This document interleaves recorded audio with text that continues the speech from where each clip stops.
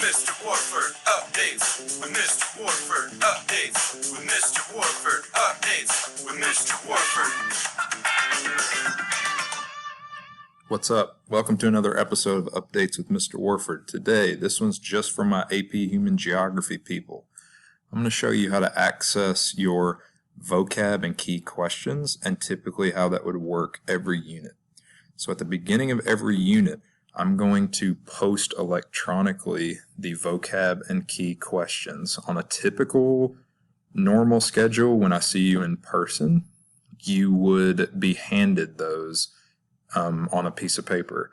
But since we're starting school with non-traditional instruction at home, they're going to be available electronically. So you're looking at my screen here. I'm going to go step by step in how that's going to look. You'll notice at the top here that I have everything individually in different tabs. That's just because my computer's being really slow. Don't judge me. All right, so I'm logged into Google with my school information. Okay, remember you can't access Google Classroom without your school email that's been provided to you. So make sure that you do that. So I'm on Google. I would simply go to Classroom, okay, and I'm going to jump ahead a little bit here because my computer's being weird. And it would look like this. You would have the stream. Here there would be announcements from me or other important information. All the classwork is going to be, where do you think? Classwork, right. So you're going to click on Classwork, and it would bring you to something like this, okay? Here is Unit 1, Week 1, and I've got the dates, and that's so you're never confused about what we're working on or where you should be, okay? So I've labeled it here. At the beginning of every unit, you're going to be told what chapters we're reading, what the unit is about, and you're going to be provided the key questions and vocab at the beginning of every single unit that we do. So this is a little example that I made.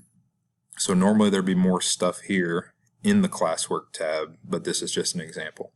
So if I go here, if I click on it, look, it says use the textbook to complete these assignments and they must be written. And that's my description of what I need to do here. So here I've got my vocab list. Here I've got my key questions.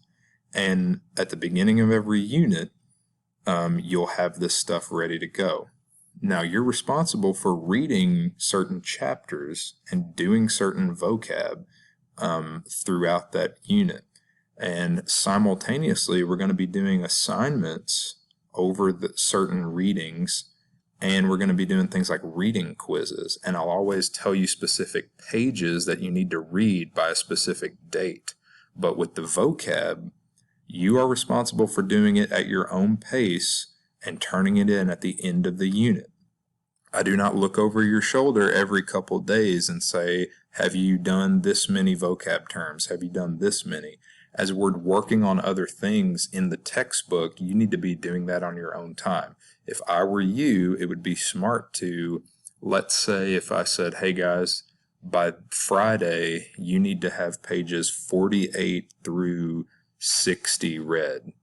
I would be reading it and doing my vocab and key questions as I went and not waiting till the night before, because that will be a lot of work, especially when we start doing units that are like 2 months long. So you don't want to sit around for 2 months and read but never do vocab and then say, oh no, Sunday night I really have to do 50 vocab terms. You don't want to do that. So here's an example of what it would look like. And then here's an example of a vocab list, okay? So remember that the textbook is on Google Classroom electronically. Also, I have about 30 copies in my classroom, and normally if we're in class and you need to use those, you can, but they're kind of ratchet, kind of ripped up, kind of not the best quality. If you can't access the textbook electronically, we'll have to cross that bridge when we get to it. I'm still waiting on a word back about how we're going to work with physical copies of textbooks, because I only have a few, and with all the COVID stuff happening, I'll get back to you on that. So what I would do if I was a student, I'm going to put myself in a student's shoes. If Mr. Warford said we had a certain amount of reading, I'm going to pull up my textbook, which will also be on Google Classroom. It's in a PDF format, so you can save it on your computer. You can also access it it'll pull up on your phone, or should. So I've pulled up my reading. Whoops. Let me move down a little bit. So I've pulled up my reading. I'm going to read the assigned pages, and when I see vocab that I know is on my vocab list, I'm going to write it down. Remember, your vocab is written, kind of like your current events. It's written, and you're going to take a picture of it and send it to me. Okay?